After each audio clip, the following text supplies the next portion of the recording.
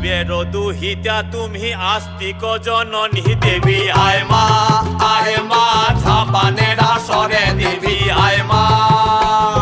শিবের দুহিতা তুমি আস্তিক জননী চরত কাঠ মুনির পত্নী বাসকি ভগিনী দেবী আয় মা ঝাপানের আসরে দেবী আয় মা ঝাপানের আসরে তুলায় পড়ে কাতর হয়ে ডাকেছি তোমারে দেবী আয় মা।